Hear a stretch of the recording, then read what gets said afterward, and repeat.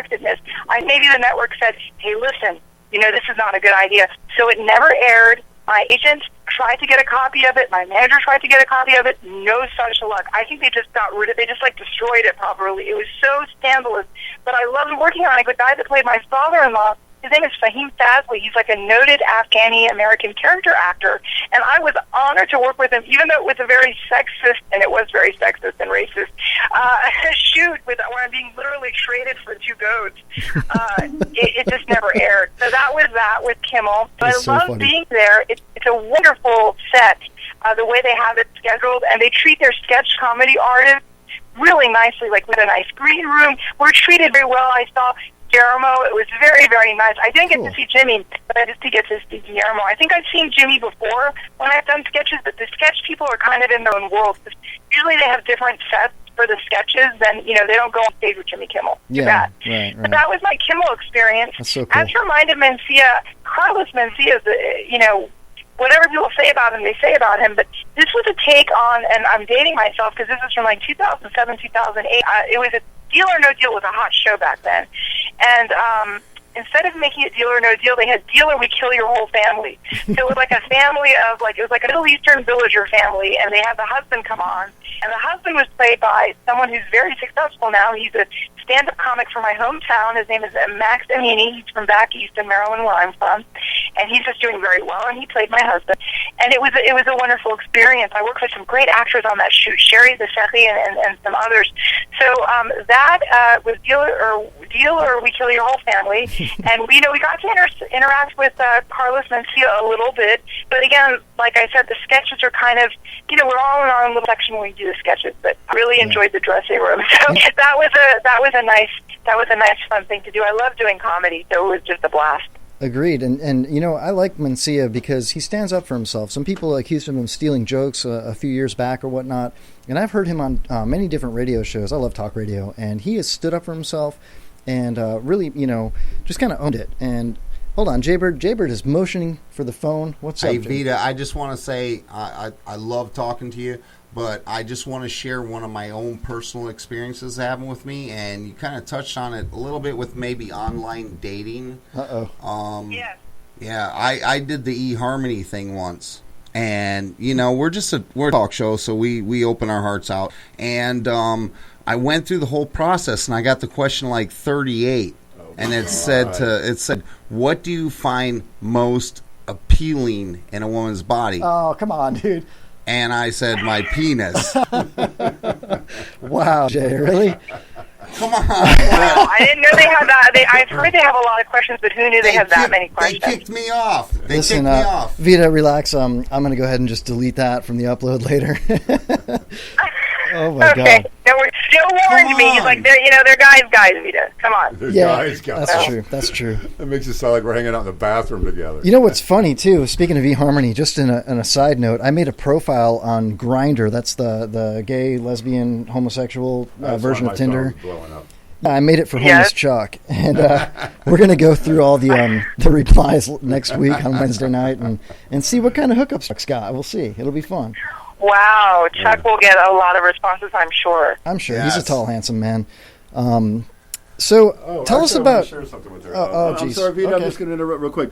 You were mentioning Maryland and stuff. I'm an old Virginia boy. I grew up and raised in Colonial Beach. Was born in D.C. Got a lot of relatives that went to Mary Washington and such, and I just miss that area. Miss it dearly. I miss it so much, and it's so thriving. I hope all our relatives save their real estate because I'm from Bethesda, Maryland, born in D.C., raised in the suburbs, and it is thriving. It's such a when I tell people that when they ask me where I'm from, and I tell them they think I'm like some heiress. When I grew up, it was very middle class suburban. I grew up on Chevy Chase in Bethesda. I lived in Chevy Chase, too. We lived in Chevy Chase across the 4-H in Connecticut Avenue. Exactly. But Lord knows a house is a little house we lived in is probably worth millions now, gajillions. It's so the stuff up there is so old. I mean, ask her who her football team is. Oh, do you have a football team? Who's your favorite? For me, I have to say I really like the Redskins. It's a very Redskins. I will say we grew up Chevy Chase is very conservative. Sandra Day O'Connor, we were never allowed to play in this old lady's yard. That was Sandra Day O'Connor, the Supreme Court Justice. No way. And then there was the great. the other guy that's Patrick Buchanan. Pat Buchanan lived in that part of Chevy Chase. I don't know if you lived in my part or you lived in the part that was near what is now the Metro. But it's a very, very conservative place. Very different from California. It was almost a cultural shock moving here, but I digress. Hey, Vida. No transgender bathrooms in Chevy Chase. No. I don't think so. Chevy Chase was the first city in America that said you cannot smoke even outside. Wow. So Chevy Chase is in the mayor with a doctor. Chevy Chase, I think, sets the path for everything. And then thank God it was only Marion Barry that drove it all with his crack smoking. Yeah, that's when you get to D.C. So that's when you go to, though I'm sure it happens in the Maryland and Virginia suburbs, you never know. Well, hey, listen, Vida, can you tell us a little bit about Strangers in a Book? I believe that's your latest film creation. Is that is that true? Yes, that was a pleasure to work on. I worked with some really talented people on that. Christy McGinnity Gibble from Little Women LA. She's a fireball. It was great working with her. Jean Mack, who is in Soft Six and in many, many films, a beautiful Jean Mack. Kristen West, who I also got to work with in Seeking Valentina. Marv Blavo, who's a great character actor, and Carl Bressler, who's a renowned old-time character actor. He was in The Usual Suspects and many TV shows and films. And I got to work with them. It was a great experience. Yeah. I'm sorry, The Usual Suspects. I thought that was a great film. Yeah, it was a great film. I think he had a character role. He's in the Guinness Book of World Records, I think, for playing the character with the name Brugge the most times. No way. I think he's been Brugge, I don't know, maybe 20 times, 15, 20 times. And it was the first time, and he played Mr. Brugge in our film. I said, listen, you're going to be Brugge, don't worry. He played Mr. Brugge in our film, and it was the first time, he's done voiceover, but it's the first time he did voiceover as a Brugge. So he was very excited to do the voiceover as a Brugge, and I was there for his session because he was interacting with my character. So, he got it down in one take. It was brilliant. So that was awesome. That was fun. And that film is doing very well. It just screened. It made its European debut at the Finale Film Festival in Germany. And it's going to be screening at the Marché du Film at the Cannes Film Festival coming up this spring. Cool. And it's also going to be screening at the Love International Film Festival this July, I believe, at the Crest Theater. And more festival dates will be announced. Sounds awesome. Keep us posted for sure. Again, we're talking to Vida Ghaffari, a beautiful and talented actress calling in from Los Angeles, California.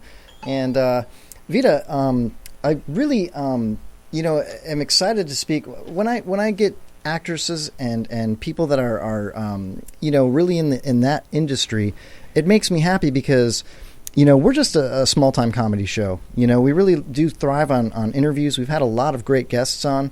Would it be cool if we took a picture of you and framed it and put it on our wall of fame? Would that be all right with you in our studio? I would be honored to be on your wall of fame. It would be an absolute pleasure to be on your wall of fame. Totally cool. Thank you. Send us a signed one, man. Got some balls. Hey, Lorraine Landon sent me a package in the mail, and it had like 6 or 7 autographed photos of her from different movies she was in, and a couple of them were they were addressed to my children.